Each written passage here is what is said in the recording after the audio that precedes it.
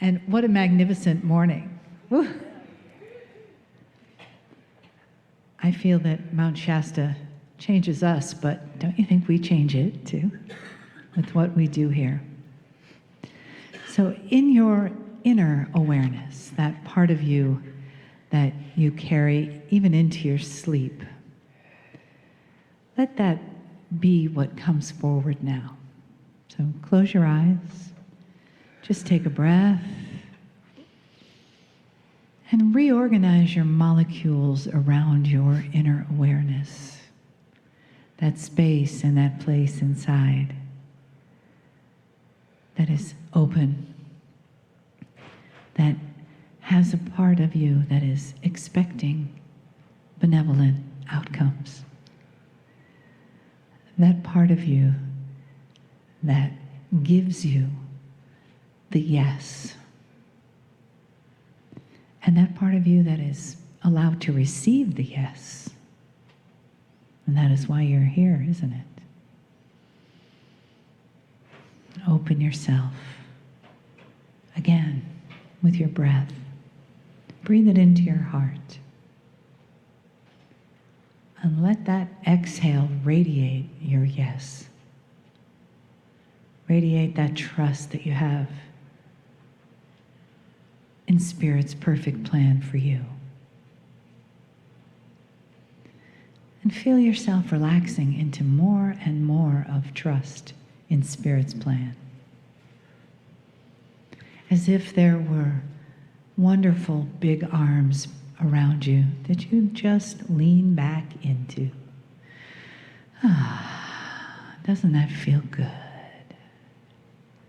So that when you receive the messages of Adironnda and Kryon and the Star Mothers, that you receive them from a place of openness, trust, and willingness. That place of yes in your heart.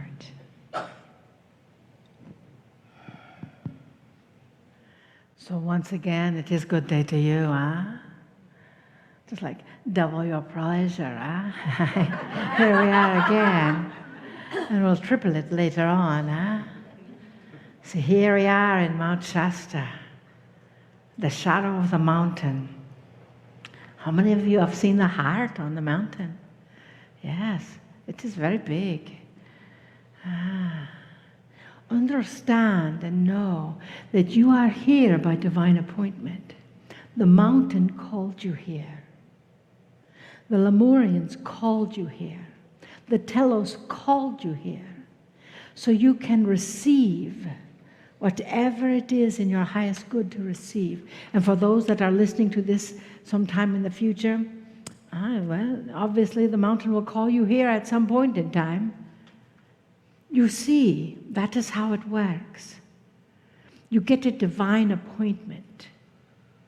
The universe sort of taps you on the shoulder. And if that is for us, you take a message. Tell them they are light. When we arrived here on this planet many years ago, we saw this little round woman. And we said, she can hold the vibration. Because she believes that it's possible to be all that you are. And now you do too. With that energy of being all that you are, we ask you to be that love. And anything that separates you from that love, stop it. It is as simple as that. We know there's all kinds of stories. Oh, but I can't stop it because I'm married to it. Oh, but I can't stop it because of my family, my friends, my blah, blah, blah, my same story over and over and over. Who's in charge of that story? Not us. You. Someone said, you. No, we are not. You are. But you see, You can't say, well, I can't leave my husband, I can't leave my wife, I can't leave my family. I love my family. We're not asking you to do that. We're asking you to simply be you. And when you are you, when you are the love that you are, and if judgment comes your way, you just say, I love them so much. They know not what they do. But I know that there's space for change there. And you just hold the space for change. Don't think you can convince anybody of anything. We want you to try to convince some of your family about that Lemurians that are living inside these mountains. They will see the pictures and they will say, that's just a thing in the camera. Huh? Yeah. But when you are consistently you, and when you are trusting you, when you are trusting that energy, when you are trusting that focus, when you are trusting that vibration, and know beyond a shadow of doubt, this is who you are, they will shift into love too. Because love is all you need. Love magnifies the energy of everything, yes? It's like a quartz crystal. It magnifies that which it touches. So you see, that is the key. It's just to be that love. Just to be that love. And don't argue with those things that don't appear to be love, because ultimately they are still love as well. You understand what we say? All beings on this planet, with 2 legs, 4 legs, or no legs, are love. Are love. They're all searching for that. They're all looking to set their boundaries with that. They're all acknowledging that. They're all trying their best, even though sometimes they sabotage themselves into crazy things. They are learning just as you are learning. Are you done yet? No, you still have a body. That means you're still learning. And even when you don't have a body, we believe you still learn, because you're going to come back and maybe get another body. When you turn in your purchase order for the body, the vessel Marilyn says, we want to be taller. But you see, she is still perfect just as she is, just as you are. For that perfection, that divine perfection is you. The divine perfection of this planet is you. Maybe this galaxy, maybe others, we do not know. From where we are from, we have a different perspective of you. You are the teachers, because you learned how to hold on to that love. Others will look for that.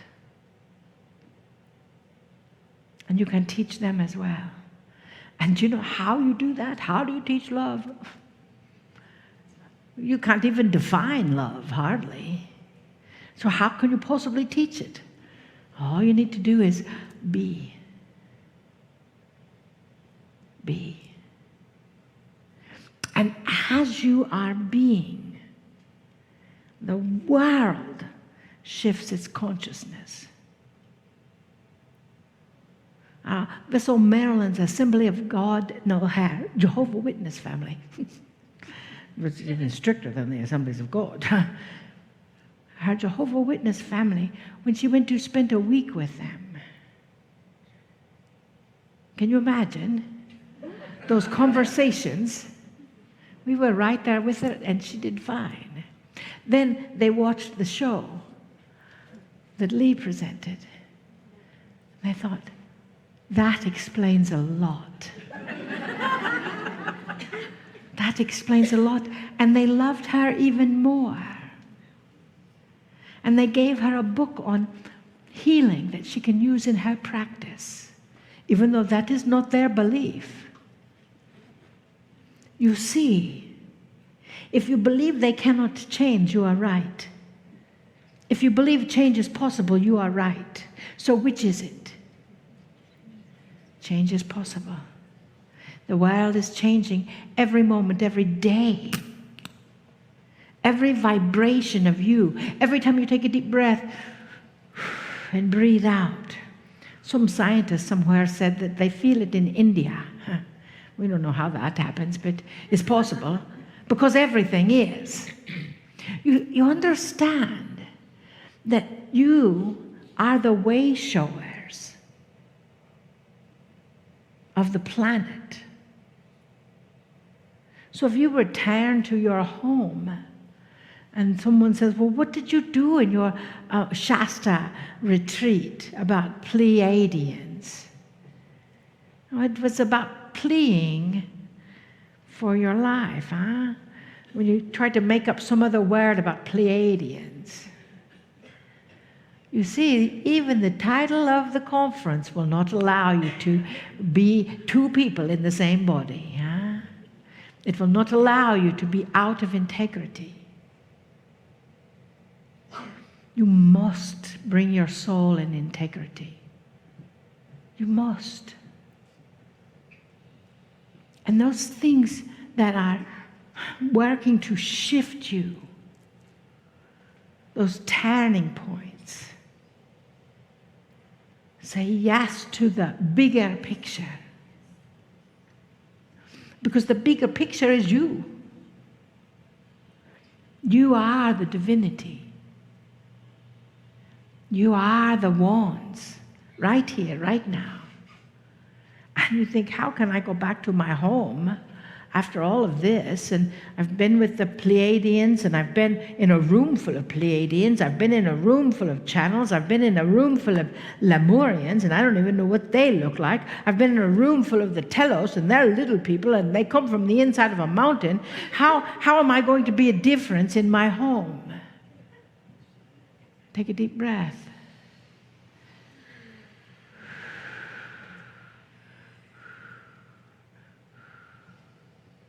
You just be.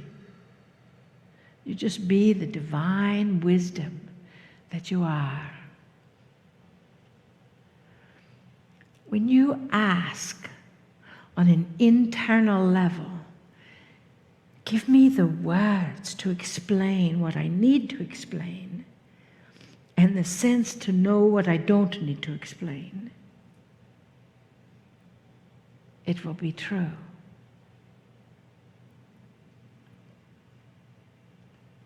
And that is all there is. You carry that energy in the cells of your body, in the cells of your energy field. You carry that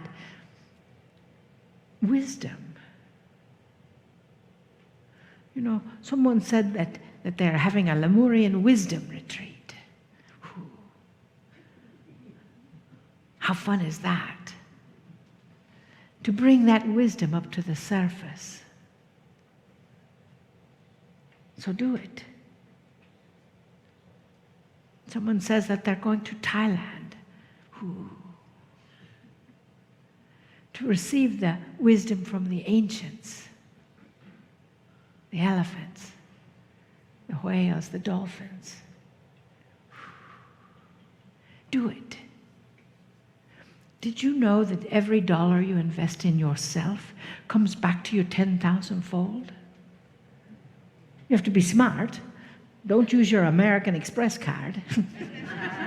Nah, just kidding. You can use that card. But you understand that you are investing in yourself right now. And that investment will come back to you 10,000-fold. Because you are the love that you are.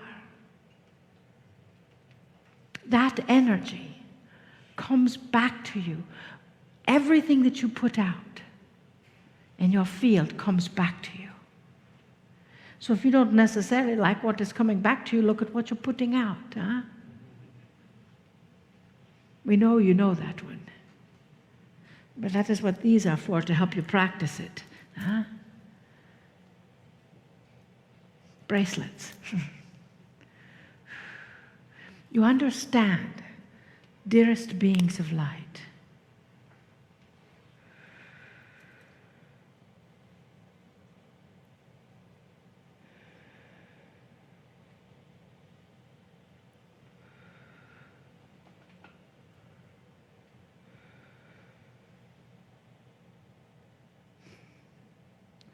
dearly beloveds, I am in love with you.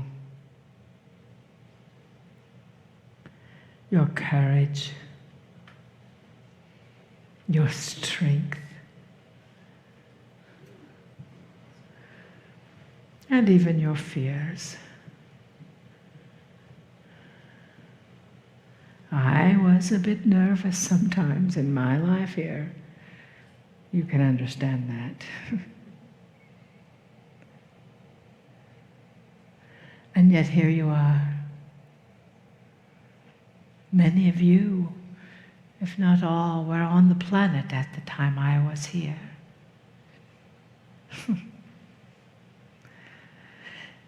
Yes, you signed up for it again, didn't you?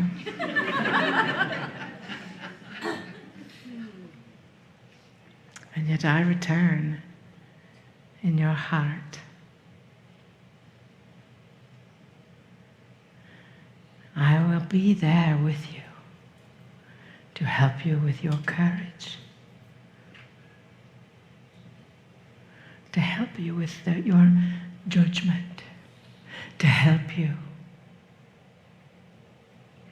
with whatever you ask. That is what that book said, yeah? Ask, and the door will be opened. I actually did say that. Lots there I didn't. But that I did. Because I love you just exactly as you are. You need change nothing. Just be more you. Be you. That is it. For you are enough.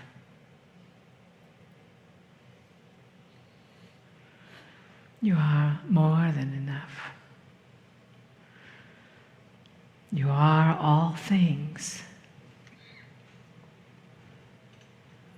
You are all you choose. I choose with you to say yes. I did. There's that question, where would we all be if I would have said, oh, not now. Not today. We won't ever know that. So what will the world not know by you saying no to you?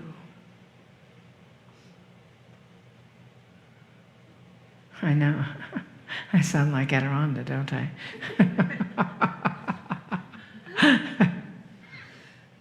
For you see, you are the step. You are evolution. Through you, with you, peace is possible. No, all of the planet won't always agree on anything, except maybe peace. Peace. That is truth.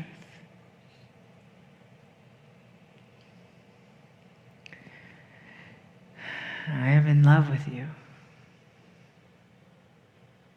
Always. I trust you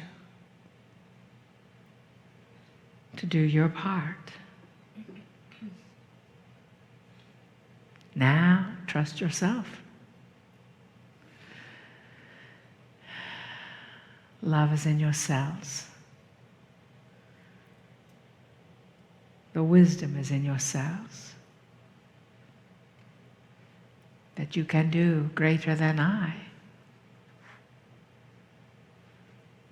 Know that. Know that. Namaste.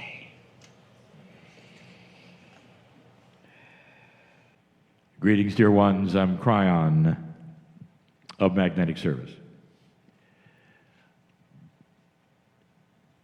There are some who said, what really is channeling? How does it work within the human? And we've said at this point that it is a stream of intuition. So in order to channel, the teaching is this: you learn to recognize intuition and begin to allow it in a better way to form things that make sense to you. That's channeling. This particular channel, my partner says right now to me, you must title it. Now, that is not something that we would normally do with intuition, but we will. You might say, well, it's good to have a title and a subject on all of these messages so that we can have an idea of what it's about. Are you aware that you title every intuitive thought that comes to you? Right now, the title was and is and will remain, what was that? That's your title. That's what I want to do with this. What was that? But I'm going to title it anyway, and I'm going to call it The Puzzle. It's a grand story, and it's a story of human consciousness and the way you think and the way you act and what really has occurred. It's so interesting, is it not, when you take a look at humanity and what they believe, that even today, right now, there is a consensus. The consensus is among those who would take these kinds of consensuses that humanity in general believes in the afterlife. Statistically, they say over 80% of the billions that are here and who arrive and leave daily believe in the afterlife. And this, dear ones, is intrinsic. This is innate. This is what you come in with. And so therefore, there is the seed already of the belief that there's more. This then would give you questions about what is there that would create that, perhaps a soul. And that is the consensus as well. Almost universally on this planet, throughout all of the belief systems, there is that which is a vehicle you ride in, you're here for a while, and you move on. So that's the premise immediately. But what is interesting at this point in time is that you have free choice at any moment to examine that, to look into it, to ask the questions. Eventually you do. You would think that free choice would be a very positive idea. I have free choice, you say. I can go anywhere I wish. I can choose whatever vibration I wish on the planet. I am not forced into any belief. I can go and do what I wish with my own consciousness. In my own private time, I know what I want to believe. I have free choice. It sounds so positive, and yet, dear ones, it becomes instead a frustration, a puzzle. And the reason is because you sit, dear ones, in a low consciousness where that which you don't understand is beyond the veil. And so when you get to be an adult, there is a puzzle. Now, in a low consciousness state, the puzzle truly has been solved by so many, but I'm not there yet. When you are born into this planet, and as a child, you have many opportunities to watch the puzzle. You don't ponder these things as you grow, not really. You may hear about them and have words about them. You may be even taught songs about them. But you don't ponder them with an intellect until you come of age. Past 6 or 7 years old, you have a model that is not necessarily spiritual, but it's a model of something similar. And in this culture, we're going to call it Santa Claus. Santa Claus, all-knowing, all-seeing, knows you, knows your name, knows where you live, and knows if you're good or bad.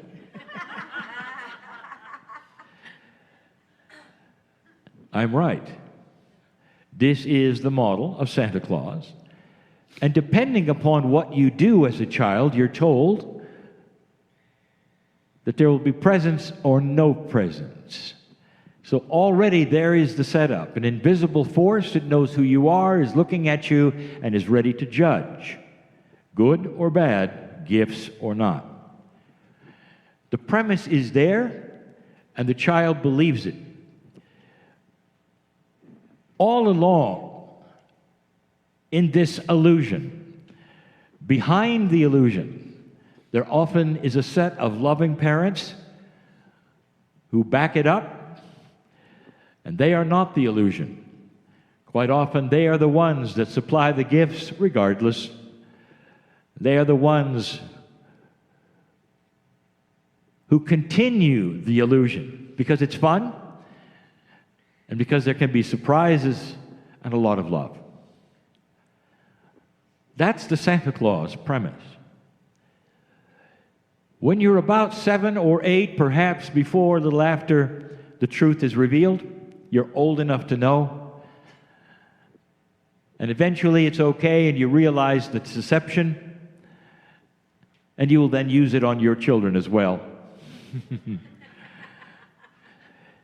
But then some interesting things take place. These years between 7, perhaps, and even 10 or 11, depending upon the child and the gender, are interesting because this is where you solidify the puzzle. I'll tell you what happens. You're not yet in that place where you are pondering, for instance, life or creation, but you get to see what your parents have done with the puzzle. And so many on this planet are then taken to worship services of so many denominations and so many kinds. And in there, you get to watch what your parents believe. And it's amazing. First of all, you see all grown-ups. You see some of them in costume. You see some of them in worship positions. You see some of them praying and crying, perhaps. You see some of them authoritative, perhaps, and speaking in another language, perhaps, of ancientness, of scripture, of doctrine, instructions. You see them all performing this in a huge building. That's important. Who builds these buildings? And the answer is, as a child, someone very important. They must cost a fortune. You're told that some of the buildings are 100 years old. And then you start to understand and cognize and realize this must be real. The adults believe it. Look, they dress for the occasion. Look, they're in costume for the occasion. It's real. And at that point in time, dear ones, even though as a child you don't cognize or ask the questions, you're indelibly stamped with what your adults believe. Sometimes without thinking, you then become them. Sometimes without thinking, you will come and go and come and go. You've solved the puzzle. This is who the Creator is to you. It's so interesting, is it not, that the Creator right now in this consciousness on this planet, with billions and billions believing in the God and the creation, but that creation consciousness is as follows. There's an invisible force. Call it what you want, God, Spirit, Creator. There's an invisible force who knows you and knows your name and knows when you're bad or if you're good. And you better watch out. Because when you leave this planet to that afterlife that you believe in, there's going to be reward or punishment. Does this sound familiar? That is where the consciousness of the planet is right now. How many would take a look at all this and ask the questions, is this correct, is this not correct? Am I simply repeating something I learned as a child? As Kryon, I am honoring of humanity, of their systems, of what they've done as far as they've gone. I am honoring of crossing through that 2012 veil that you might not have gone through. You weren't scheduled to go through. It was going to be the end of everything. Dear ones, you know this. The man who sits in the chair went through the Cold War. Many of you did not. He saw 50,000 nuclear weapons pointed at 2 countries. The man in the chair heard from his dying father on his deathbed that his father was sorry he brought him in at this point in time, at this point in history, because he wasn't going to survive. Because almost everyone, when polled, said there's impossible odds that you're not going to do it again. That's a double negative. You're going to do it again. It's going to be called World War III, and it's going to be short. And you know I'm right. Humanity has warred in all of these eons and these ages in a low consciousness, and one war leads to another, and there seems to be no Akashic remembrance, no innate instructions. There doesn't seem to be instinct from one generation to another that says, don't do that, it doesn't work, it's dysfunctional. That's called low consciousness. Generation after generation will grow up and do it again. Now here's what you know, but perhaps you not have heard this before. Most of the wars of the death in the history of humanity have been caused by those warring in belief systems of God. So much of the horror that has been presented from one society to another is because one society is not believing like the other society is believing, and they must be killed because of it. And some of the most precious of your belief systems and loving of your belief systems are guilty because of the low consciousness of what they've gone through and what they've done, from the Spanish Inquisition with Christians right down to those today who are radical, who will cut the heads off of Christians. Do you see that it has not changed? But something happened, dear ones, in 2012 that started to open a door of the allowance of seeing the puzzle again, differently.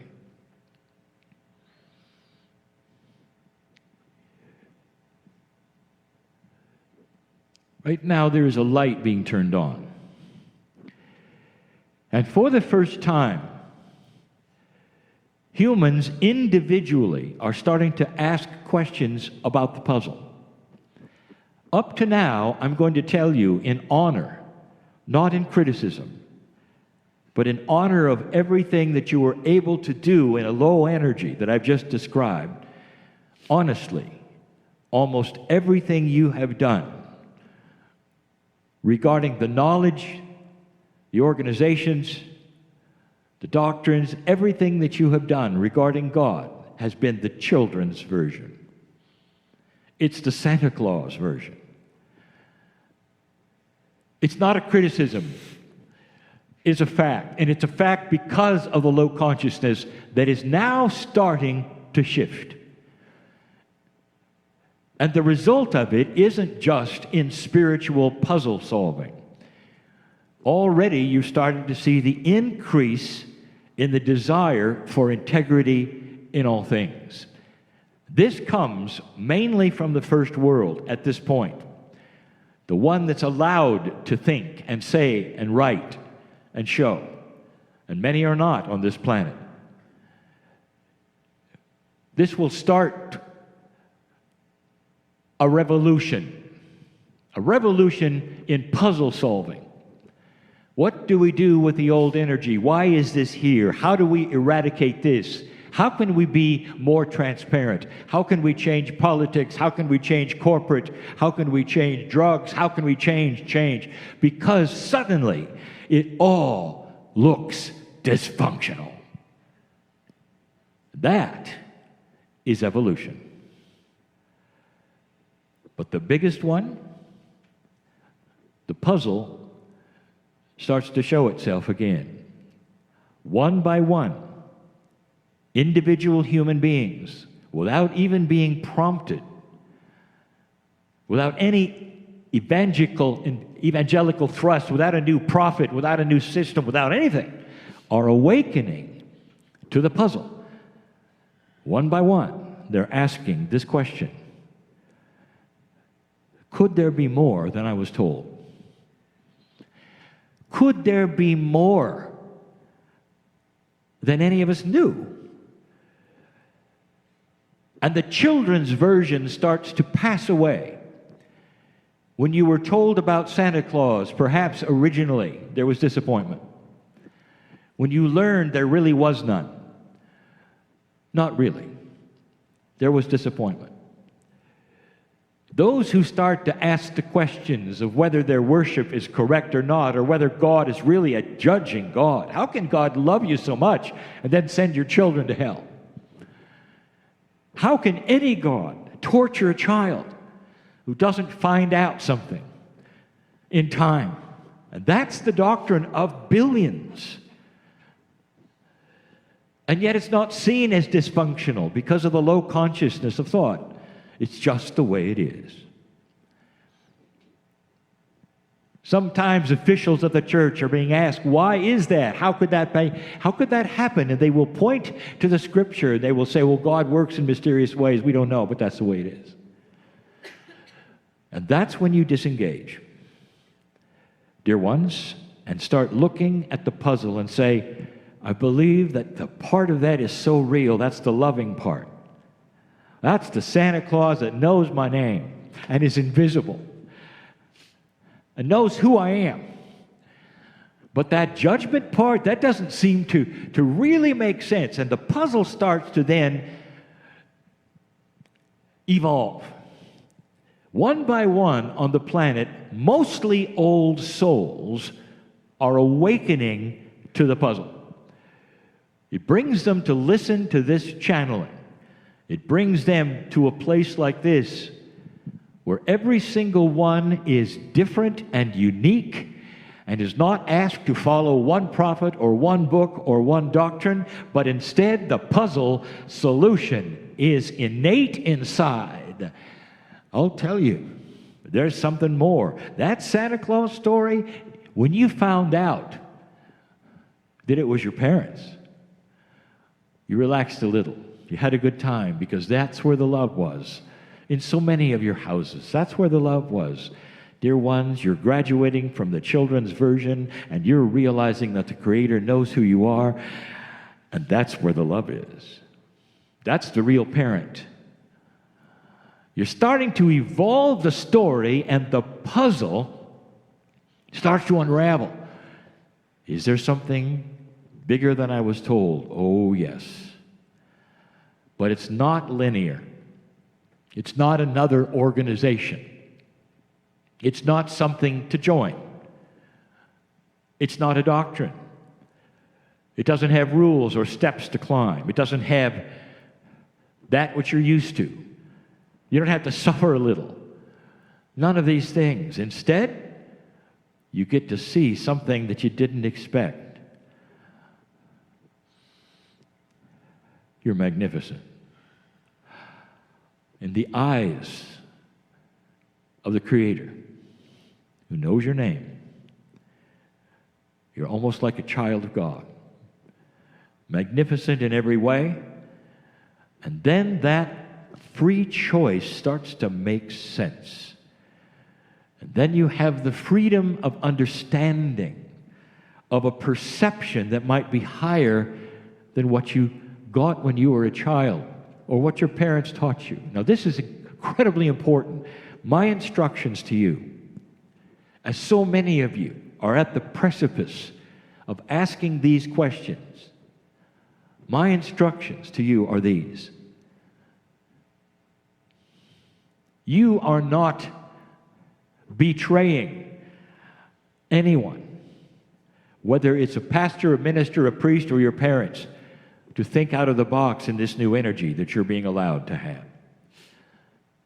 And I say that because in a dark place, in a dark consciousness, it's the best to have. And with all love, intention, and purity, they would hand you what they thought was the best thing to have. And today, when the light is turned on and you see something else, and you see something perhaps more magnificent and better and beyond anything they said, it doesn't mean that you're betraying any of them to step into the light. Do you understand this? There is no betrayal. And this so often keeps those from even looking. I cannot do this. I cannot go there because I'll hurt this person or that person. It's not an organization, dear ones. This is your soul and your life with free choice. And if you start thinking, is there more?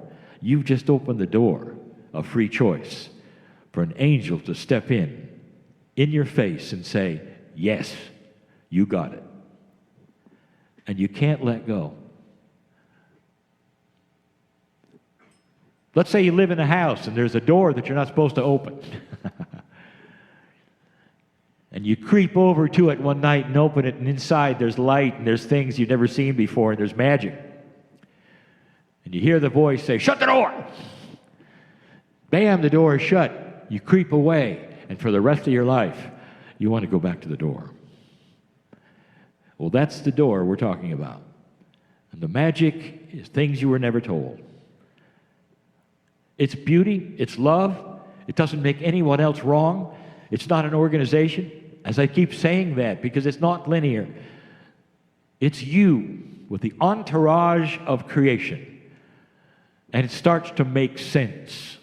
Even though there is no prophet, no doctrine, no book, no organization, no joining, all of a sudden you realize you are part of trillions, if not more, of souls who are starting to awaken all over. Not just this planet, dear ones. There is an awakening. As you awaken, there's other things that are going on this galaxy that mimic and mirror what this planet is driving. I haven't really said that, but that's true. That's why it's important. That's why you're here. That's the plan. Your awakening on this planet affects something else, some other place. And that's why the angels are rejoicing that you passed 2012. That's why there's so much cheering going on as you see the energy rise and the puzzle be solved. Kryon, can we really solve the puzzle? I'll say what I said in the last channel.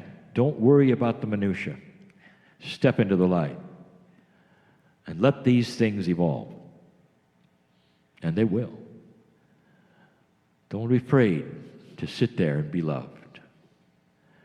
This is the message, not just of the day, it's the message of the century. It's the message to a world that has passed the marker. It's the message of every channeler that is part of this retreat. In different words, we say the same thing.